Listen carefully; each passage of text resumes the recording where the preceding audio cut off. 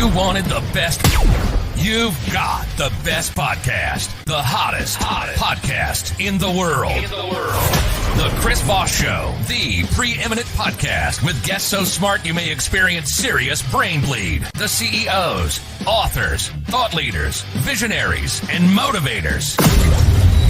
Get ready. Strap yourself in. Keep your hands, arms, and legs inside the vehicle at all times, because you're about to go on a monster education roller coaster with your brain. Now, here's your host, Chris Voss.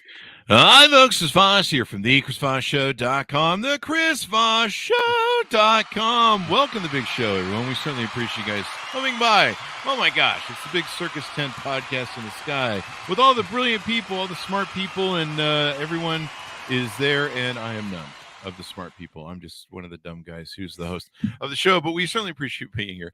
Go to goodreads.com/Chris Voss, youtube.com/Chris Voss, linkedin.com/Chris Voss. Check out the new AI podcast at AIChrisVoss.com. Yeah, that's it. AI podcast with ChrisVoss.com. And also, what the hell is the other one? Chris Voss Leadership Podcast.com as well. Anyway, we have an amazing gentleman on the show to tell us his story about his journey as a military officer. And he's quite extraordinary in what he's done. He's, I guess, what they class as CDW. So he was in the military for quite some time. And he's got an amazing story in his book that has just come out September 15th, 2022. It's called Razor 3, A Night Stalker's Wars. Alan C. Mack joins us on the show today. He's going to be talking to us about his wonderful book. He's an elite aviator, war hero, and author of the latest book that we just aforementioned. The call to adventure was persuasive, and he moved up the ranks from aircraft mechanic to night stalker flight lead in the military. He was flying MH-47 Chinooks with a 160th SOAR over his 35 years in the Army. His experience and leadership put him at the forefront of his clandestine special operations, some still too classified to discuss in an open forum. The man has secrets. Secrets, I say. His awards include the Legion of Merit, 2 Distinguished Flying Crosses, 10 Air Medals, 1 with the V. We'll find out what that's about. I think that's about the TV series in the 90s, wasn't it? The V? No, I'm sure it wasn't. And he has a combat action badge. You know how many badges I have? None, because I suck. But he's awesome. So we have him on the show. He finished his military career as a commander of the West Point Military Academy's flight detachment before taking on public service in Orange County, New York, serving as a deputy commissioner of emergency management. Welcome to the show, Alan. How are you? Hey, I'm great. Thanks for having me. There you go. Well, you're a highly decorated officer. Thanks for joining us on the show. Give us your .com so people can find you on the interwebs, please. Yeah, so it's pretty simple. AlanCMack.com, and that's ALAN for Alan. So AlanCMack.com. There you go. And just calm down there, Alan. Your energy's a little too high for the show. I got him laughing there. He's going, boys. So, Alan, what motivated you want to write this book? Actually, the movie 12 Strong came out. So, I flew the horse soldiers in, the guys that were portrayed in that movie. Like Chris Hemsworth was in there. He was supposed to play me in the movie, but he played the Green Beret major instead. I guess he was a little too short for me anyway. That's true. He's too good looking too. Yeah, for sure. But he's ridiculously good looking. I don't know what that means. Sound like a joke. Well, I was invited to the premiere down in Manhattan. And while I was there, I was talking to an author that was working with that team named Jim DeFelice. He wrote the book American Sniper, which they made a movie of that. Yeah. And he's like, you tell a good story. Why don't you write a book? And I was thinking, I don't know about that, right? And he offered to help, which turned out to be smoking cigars and drinking bourbon, which was enough. Yeah, that's always a great way to start. That's kind of what got me rolling. There you go. If you do that while you write, it works out pretty well here. I don't know. Maybe it doesn't. I don't know. It depends on if you set your paperwork on fire. Wait, people don't do that anymore. They don't use typewriters. So tell us a little about your history. What was your upbringing? What got you into being in the military? It's kind of funny. It's the Be All You Can Be commercials back in the 70s. Mm-hmm. So I was in junior high, and those things were running around, on the TV, all 4 channels. And they had like three of them that involved helicopters, and I always wanted to fly helicopters. And the Army offered a program at the time called high school to flight school. Like you graduate high school and put in for Army, flight school and go, right? So I go to the Oh. recruiter, and I say, hey, I'd like to fly helicopters. He's like, oh, pump the brakes there, turbo. It doesn't work that way. So he said, why don't you join as an aircraft mechanic? Kind of learn the culture, the climate, learn something, some of the lingo, and then put in for flight school, and it's a lot easier. Well, that's a little recruiter spiel, but it turned out to be good advice. There you go. I worked on helicopters for 9 years and kind of hit a point in the Army where it was time to either get out or move up. And moving up for me was flight school. So I put in for it with the idea that if I didn't get picked up, I'd just get out. And I got picked up. And yeah, I mean, you did, what was it, 35 years? Yeah, 35 years, 11 months. Wow, man. I mean, that is a long time to be in the military. Do most people stay that long, or do they usually roll out? No, a lot of guys will do their 4 years or 3 years and get out. And then if Mm. they stay, they'll typically get out at 20, which is what I Mhm. would have done, except, 9/11 happened, the war was raging, and I was in a kind of an important position in the special operations community. So I didn't want to get out. There you go. And speaking of 9/11, that's kind of where your book begins. Let's talk about what launches into that. Yeah. Okay. So I'm down in Louisiana. There's Mhm. they call it the Joint Readiness Training Center, and that's where Special Operations Forces go to practice. It's a big free play area where you get to use all your tools, all your equipment that you might not be able to use out and about, but you can use it there because it's a restricted area. And I flew the night of the 10th, came back, was kind of trying to sleep in because we were operating at night, and somebody yelled down the hallway, "Turn on your TV, turn on your TV." And we were standing in one of these old military barracks that have cinder block walls and tile floors. So the noise, just carries. So I was like, shut up. And they're like, no, turn on your TV. So I turn it on, and obviously there's a tower burning. And I thought, wow, somebody's in trouble, because the Empire State Building had been hit, I think, in the 30s with an Yeah. airplane. And I thought, how could that happen? That's busy airspace. And about that time, shoo, in comes another one. It's like, okay, this is no accident, Yeah. and it kind of went from there. Yeah, it was a horrific moment. I had lost $75,000 off a portfolio of rate drops for a mortgage company, and it became apparent that I had to lock them all. And so I spent the night drinking and locking and losing $75,000. One of the things is when you have a portfolio like that, it floats. And until you lock everything in, it's floating. So it can go up and down. I've lost up to $400,000 on it. And then you can gain too. But I spent the night drinking, and so the next morning, I'd been up to like 3, just doing all these loans, putting them in the computer, and I'd stayed up till 3, and I at 7 a.m. I called the mortgage desk to go, hey man, you need to make sure I put all that shit in the computer. Somebody needs to get on it this morning, and they go, Wall Street's been blown up. Like that's literally what they told me. I was like, what? And they go, you need to turn on your television, and so smashed into the wall of I can't have my contacts in. I go down to the TV and I turn on CNN and I see the building on a flame, and I'm sitting there going, what the fuck, and I'm hungover and just not in the best of moods or anything, and then I see that second plane come in live. Yeah, so I'm with you on that. It was extraordinary to watch it live and hit that realization that you're like, we're under fucking attack. It was an extraordinary moment. And so that made you want to stay in the military? Yeah, because you just got to remember what it felt like right after 9/11. America had come together really in a way that it hadn't in a long time, and certainly isn't anymore. And we were part of, you heard it called the pointy tip of the spear, if you will, right? And so in the special operations community, we knew we would be part of the response.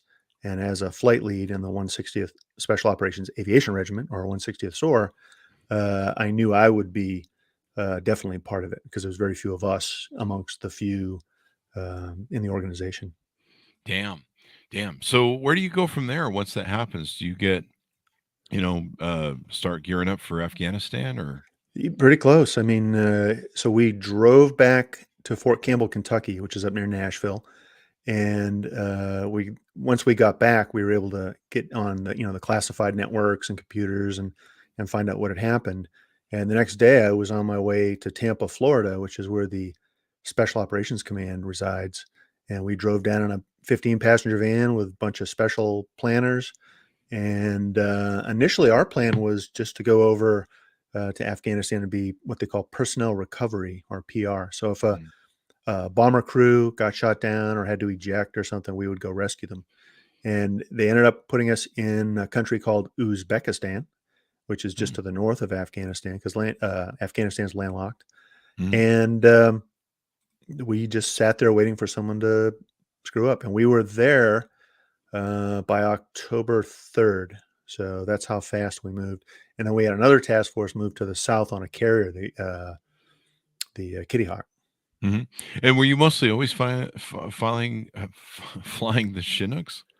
No, I started out flying UH-1 Hueys, like the you Okay. saw like in Vietnam, and Uh-huh. then I was lucky enough to be the top of my class, and they had two Chinook slots, and I was lucky enough to get one because junior pilots generally didn't fly them back in those Mhm. days, and that's how I got it. I actually was mad that I got it because I wanted to do assault work, and I thought Chinooks were all moving cargo, which I turned out that wasn't the case. Well, great plug out to your book. You've got a quote reference from General Petraeus. So that's pretty freaking awesome to have in front of a book. Yeah, yeah, I get him and Bill McRaven is on there as well. Oh, wow. There you go, man. A great endorsement. And you've got wonderful ratings of the book too. So order it up, people. That's a plug for the book. What was your most interesting mission as a pilot? Can you tease a little bit out? Yeah, probably. Well, there were a lot of interesting ones, but probably the very first one, which was on October 19th.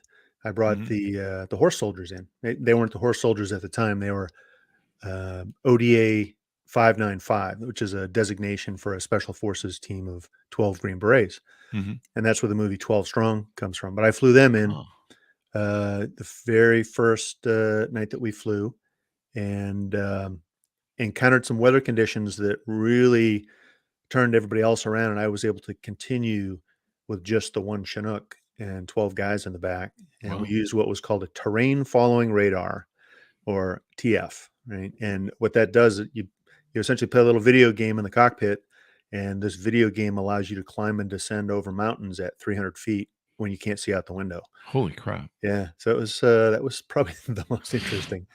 And 300 feet, I guess you're trying to evade sonar radar and stuff Yeah, like well, that, I mean, or? it's designed to fly at 100, 300, or 500, and at the time, 500 wasn't certified for use in the clouds because it was brand new, Yeah. and, we'd never been allowed to use it for real because it was considered too dangerous.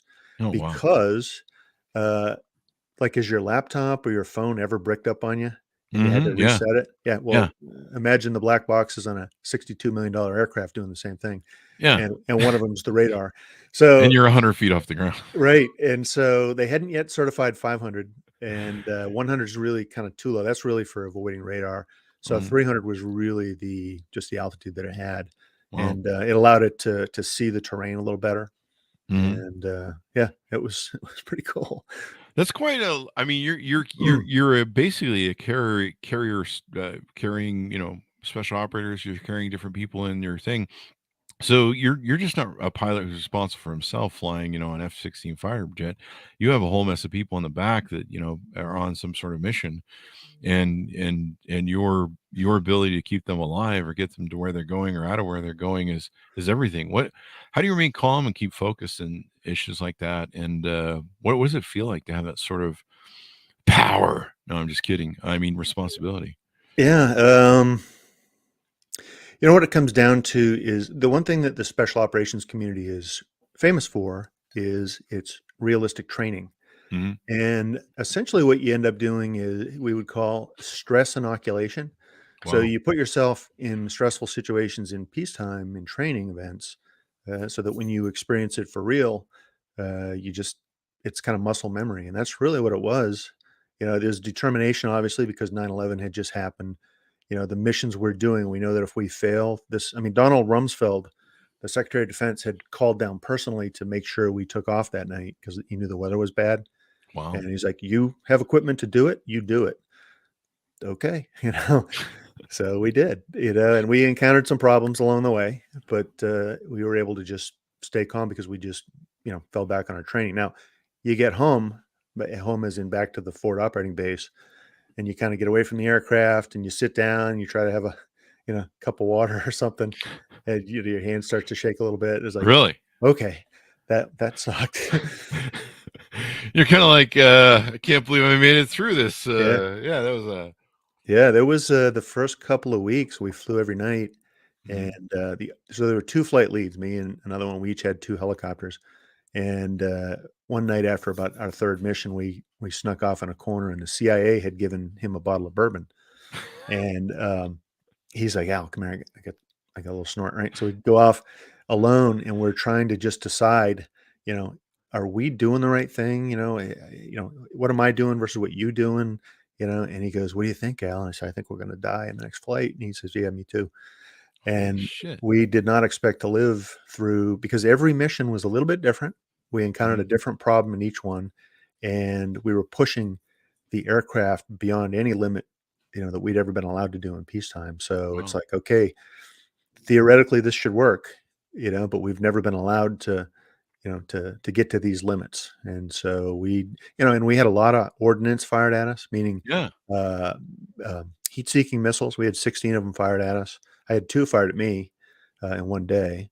Hmm. And we have like flares. You see it in the movies. The Yeah. missile comes at you, the flares come out, and it decoys them. But that still doesn't, make it feel good. Yeah. It's not. There's no guarantees on that. No, no, not at all. As a Yeah. matter of fact, if they shoot multiple missiles at you with the equipment we had at the time, sometimes the sensors, which were like these little eyeballs, would get blinded for Mhm. 30, 40 seconds. So if you fired 2 in rapid succession, the second one might get you because they don't spit the flares out. But That's that's all crazy. changed. It's better stuff now. And then the big thing over there was the grenade launchers, the over-the-shoulder grenade launchers that all those little Iraqis had and Afghanistanis have. So they're shooting that crap at you. Oh, they're everywhere. We had yeah, I can't even count the number of RPGs or 23 millimeter cannons fired at us. So 23 millimeters, like it's bigger than a 50 cal. It's like, that big around. The projectile is, well, not Wow. that big around, Hmm. but it's about that long. And it looks Wow. like little flaming softballs coming at you. Yeah, you see it in the news, like when they invaded Iraq the first time, it snakes through the sky, as Oh they yeah, that's go what at those you. were. Yeah. Wow. Yeah. Note to self: stay away from those bullets. Yeah. I don't like flaming snowballs being thrown at me. No, me either. Maybe on Friday nights. I don't know. Depends on what we're drinking. So this is quite an extraordinary story. I guess at one point you were almost shot down, or were you shot down? I was shot down Hmm. March 3rd of 2002. Hmm. I was part of what was called Operation Anaconda, and that's a long story. But the gist of it is, I put these Navy SEALs on the top of a mountain called Takar Gar, Hmm. and which was later renamed Roberts Ridge, because we got hit with an RPG and a bunch of Hmm. machine gun fire that took all the systems out of the aircraft. So no electricity, no guns, so we couldn't even defend ourselves. And I was able to get off the mountain, but in the process, we lost one of the Navy SEALs. He fell out of the back of the aircraft onto the snow, which was about hip deep, and it was 12,000, almost 13,000 feet in altitude. And I ended up on the ground in a valley below. He's up on the top. My wingman. So I was Razor 03, and that's the call. That's the part of the title. And Hmm. Razor 04 came and picked us up, moved us to a safe location, and then took the SEALs back in, which is where 2 medals of honor were Wow. earned. Yeah. Wow. That's crazy. It was funny you mentioned the date. I guess you never forget your first helicopter shoot No, down. you never forget your first shoot down if you live. Oh, and so you got all these crazy stories packed in the book where people can read about your adventures and everything else. Were you ever afraid you were going to die? Maybe when you were shot down, was there ever? Yeah, I mean, Mhm. like I talked in the beginning of the war, I definitely didn't think I'd survive past another Wow. mission or two.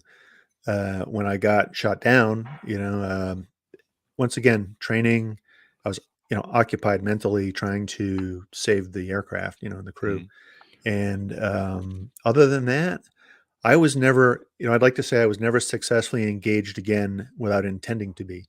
So, I got shot at again, but it was like I knew the bad guy. It was usually what we call a CASEVAC. You come in to get somebody that's been shot, and there's, machine guns, RPGs, and yeah, you don't know that you're going to make it, but you're going to try because you're going to try to save that guy's life. Yeah. And then once you get out of there, the adrenaline is just flowing, and you just, once again, training kicks in, and you do what you got to do.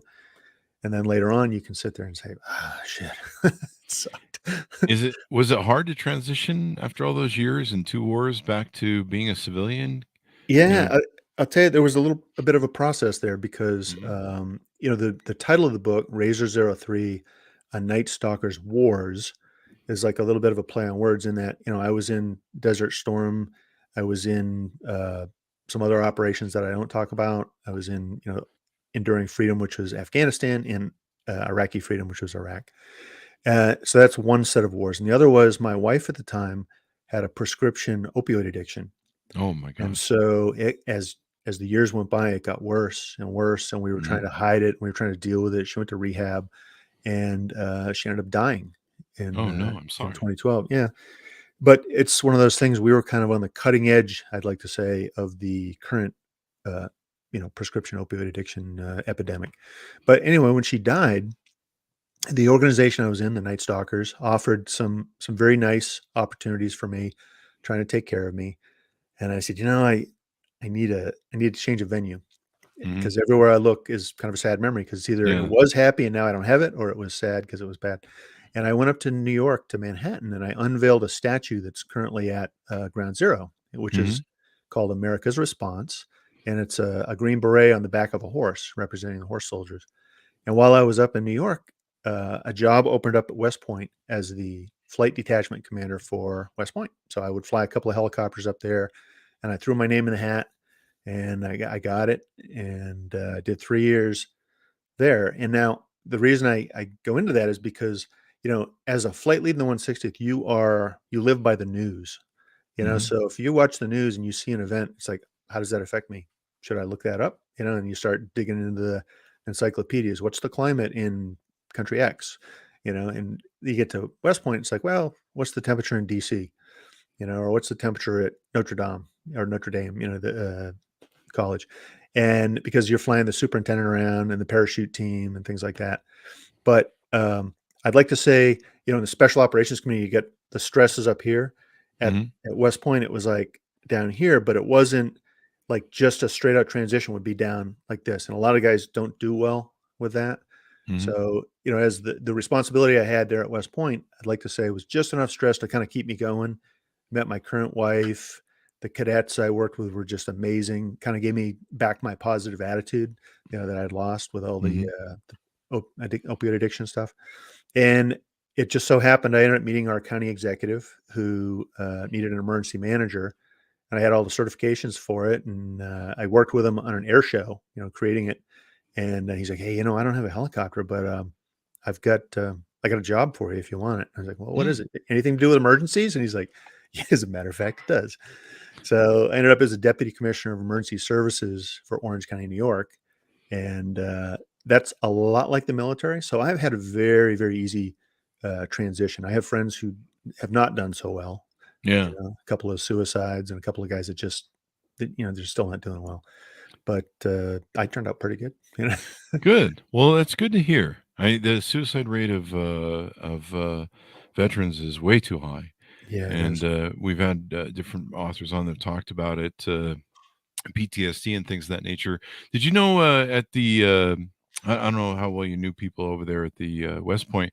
We had Dr. Nate Zinzer on the show. Don't know him. No. Okay, yeah, it's a big place, I hear. Yeah. Oh, yeah, But, if he owed me money or something, I would know. yeah, if he owed you money, you probably remember. Yeah. Well, it's good that you come. The other thing a lot of my friends that have been in the military talk about that went back for 3 or 4 tours of duty on in Iraq was they missed the brotherhood and the Yeah. purpose, the sense of purpose. And they're just like, I feel so alone here. But when I go back there, I have a band of brothers. I have people that they're loyal to me. I'm loyal to them. They have my back. my back, and it's really hard for them to make the transition to being back Yeah. here. I'm sorry to cut you off. People ask me all the time, do you miss, flying? And the answer is a simple no. I don't really miss flying. I miss the missions, right? I mean, Ah, we were going after the baddest of bad people. I mean, we were in the unit that got bin Laden oh and wow. Zarqawi and, things like that. And it's the people, it's exactly what you're saying. It's the people you're doing that mission with that make all the difference. I mean, there were times I was overseas and the guy that was going to replace me, his wife had a baby, and Hmm. he called me up and he's like, Al, I hate to ask you this. I know you've been there 4 months already, but could you stay an extra couple of weeks, and so I could spend some time with a new baby? And I was like, I'll take, 2 more months, I give him, another couple of months. And these were things in the early days that you just did because we always thought we were going to get bin Laden. Hmm. We always kind of knew he was across the border in a certain area, just not the house. Hmm. And you didn't really want to go home because you were afraid the guy that replaced you would get him, you know. And it turns out That's awesome. the guy that got him was the guy that used to replace me. Wow. Yeah. That is awesome. Well, it's a joint effort, man. Yeah. We're all in it. That guy hid really well for a long time. I was so relieved that the night that broadcast and Obama got on the telly and said we got him. It Yeah. was I don't He know what it deserved what he was. got. The thing was is 9/11 really fucking changed me. Seeing that same vision on TV that you did with that second plane coming in live, that that that fucking scarred me, and I did not feel fully healed or what was it, fully reconciled until he was dead. And I don't know why. Some psychologists can figure out what the fuck that's all about. But yeah, well, it's good. It's good for people like you who stand between us and the bad guys, because this country wouldn't be what it is without you folks. So we certainly appreciate your tour of duty and everything you did for this country. And without you, I mean, who knows where we'd be as a democracy, as a country. We'd Well, probably still thanks. be. We'd probably be sitting around watching the king's coronation there. We could be. We could be. What do they call the 4th of July? Happy Trader's Day. Trader's Day. Well, I'm going to be a trader. I watched some of that King's coronation. I'm like, now I see what our founding fathers were like. This is stupid and boring. I don't know. It's not stupid. It is stupid. Anyway, anything more you want to tease out of the book before we go, Alan? Well, there's a lot of stories in there. Most of these are stories that were somewhere on the news at the time, and Wow. we attributed these to other people, so we didn't take credit for it. So you're getting it from my perspective, and I just signed a contract for a second book.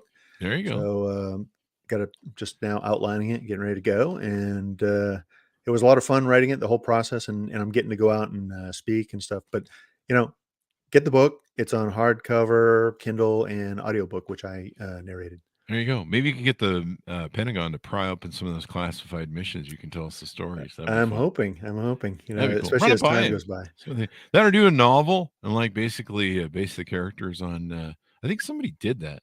Anyway, I don't know. I don't want to get you in trouble with the Pentagons. Yeah, they did. They scrutinized the book pretty good. Did they? They give it a Yeah, good look. it took them 9 months. Yeah. There you go. Wow. 9 Yeah. months to look at it. They read really slow over there. Yes, No, supposed to take 60 days. Yeah. Well, they got some other stuff going on. That with that whole Russian war thing, that's a whole other thing there. But hopefully that stays down so you can just stay home and are you retired now? Fully retired? Well, other than I work for the county, so retired Oh from the yeah. military. Yeah. There you go. Now you're just writing military books, which is a good gig. Well, thanks for coming on, Alan. We really appreciate it. Hey, thanks for having me. This was fun. Thank you. Give us your .com so we can find you on the interwebs, please. Yeah, AlanCMack.com. That's ALANCMACK. And There you go. also, you can get me on Instagram, AlanCMack2015, and I would like some followers. Please get some followers. He's got amazing reviews on the book. He's got some great brand names. Go to Amazon or wherever fine books are sold. Order it up. Razor 03, I should mention. It's not just Razor 3, it's Razor 03.